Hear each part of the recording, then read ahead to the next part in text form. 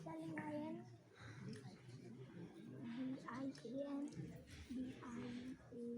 Good afternoon, everybody. Good afternoon. I see some familiar faces from my fraternity here amongst the audience. It's absolutely a pleasure to see you all. I would like to thank the Indian Culture section from the Indian Embassy for organizing this, Swami Vivekananda Culture. Distinguished guest from the Indian Embassy, and last but not the least, Dr. Sundar Prakash Dwivedi. Warm welcome to you to Kathmandu, Nepal. I hope your stay has been a pleasant one so far.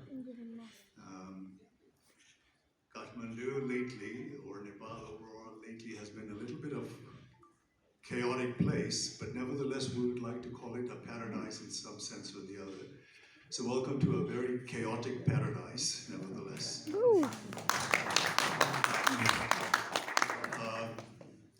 I'm sure you must, even though you're traveling to a different country, there must be a lot of familiarity that you have noticed, especially in the culture and the way of people and the way they think, the way they live. So must be a homecoming of a second kind for you.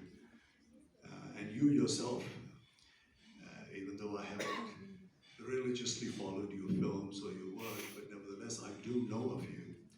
And you seem to be a director who holds on his own in spite of a lot of challenges that the commercial aspect of especially Mumbai film pressurizes you. You managed to hold your own, and you have mostly been inclined and honest to your creativity and your artistic endeavor, and your work is a proof of that. I know your work in Chanakya, which you started, and it was very well received, not only in India but also in Nepal. And in some of the films that you have done, from Pinja to your last release, I think it's Prithvi Raj, which was really a huge film, goes to show that you somehow managed to hold your own in your artistic endeavor.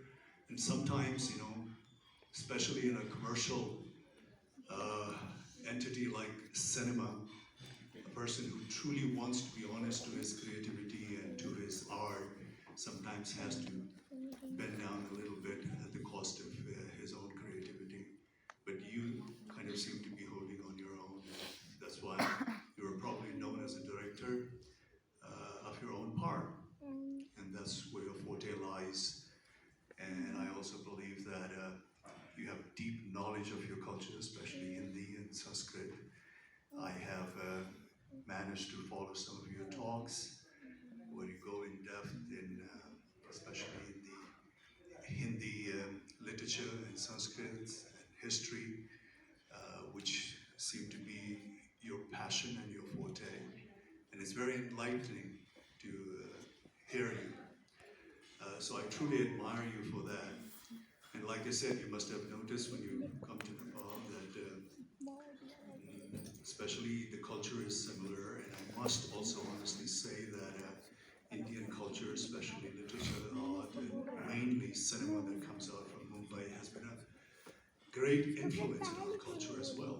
And there are a lot of ardent fans all over Nepal who embrace and enjoy Indian art, literature, and especially cinema. And there are very ardent fans all over Nepal who are a great lover of Mumbai films and are passionately following Mumbai actors. So that way the cultural influence of India is enormous. And to be honest about it, we do welcome that because especially geographically, we two countries are neighbors. We share common history. There's a commonality in culture and even languages. And even though Nepal, like India, is very diverse in its population, there's a lot of differences of languages, culture, and even religion.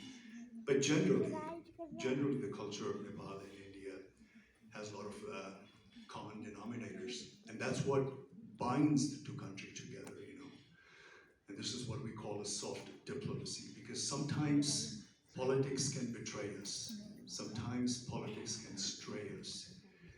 But what truly binds the two countries together, it's its cultural foundation, the people-to-people relation, and the understanding of each other's culture. Because culture, art, and literature, unlike politics, comes from the heart, comes from emotion.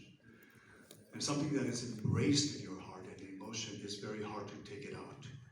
But something that you embrace intellectually can sometimes falter, you can accept, and you can reject at any time. So I think the greatest bondage that Nepal and India has is its strong foundation of culture, history, to a certain extent religion, the commonality of language. That's what binds the two countries together, and that is what probably we have to work on and rely on, because as two neighbors, this is what we need to have. Nepal is a very independent country. India has its own interest, but at the same time, when there's a strong people-to-people connectivity and relationship, the bondage goes a long way. And I must also admit, you know, when I started off in Nepali films 34 years ago, it was in a very nascent stage. You know, we were just starting off. Amongst many challenges that we faced when I first entered into Nepali film, like I said in my several interviews, that when I first was doing my first Nepali film 34 plus years ago, I really didn't know where my second film was going to come from. I somehow managed to get into my first film, but I had absolutely no idea where my second film is going to come from. Who's going to make the second film? So that was the stage that I entered Nepali films, and we had enormous amount of challenges. And the biggest challenge of all, I must say, is that Nepali people up to that point were so used to watching films from Mumbai, and cinema for them automatically meant cinema from Mumbai. So they were so used to watching cinema in Hindi language and the way it was depicted. So the language of cinema for most of the people, because of their schooling, was that it's Hindi. So the biggest challenge initially we were facing was to get the audience used to watching Nepali film in Nepali language, you know. Somehow people in the beginning, they thought, you know, like, to say, for example, a dialogue like, मैं तुम्हें प्यार करता हूँ या मैं तुमसे मोहब्बत करता हूँ, was digested much more easily than म तिमीलाई माया गर्छु या म तिमीलाई मन पराउँछु. So that was a challenge, but that didn't stay for long, you know. We tried hard, and within my few years of being in Nepali film, the general mass of Nepali totally embraced Nepali film, because they also managed to find some sort of connectivity. After all, the story that we portrayed and the characters we portrayed was something that they had identified with. It was closer to home, closer to their heart. So we did get over that initial hurdle. On the third or fourth year of my being in Nepali film, we had a huge general Nepali people of all walks of life following in Nepali cinema. And when you ask them to recite some lines from a film, it would generally be in Nepali. So we did overcome that, but nevertheless, you know, still Mumbai films are enormously popular, and we accept that, because you know, as an artist from a Nepali film, the biggest challenges and hurdles that we face is that we're constantly compared with the film that comes from Mumbai. And it's a fortunate and unfortunate thing for us. Because fortunate because we are compared with the best, if not the second best, you know, which is good. And the unfortunate is that we're compared to cinema, which has a much bigger market and much bigger revenue, and we always intend to come out, you know, shortchange. So that is a challenge again, but that keeps us on our toes, and we like that challenge, and we accept the greatest cinema that comes here, especially in the recent time, which is highly technical and highly advanced, and the digital age has made the medium of cinema, which is beyond our imagination. You know, like one only has to imagine the story, and you can actually portray everything on the screen. That's how far we have come technologically. So India's cinema is cashing on that enormously. We sort of kind of are shortchanged in that, but we're striving in that market. So welcome, Dr. Chandra Prakash.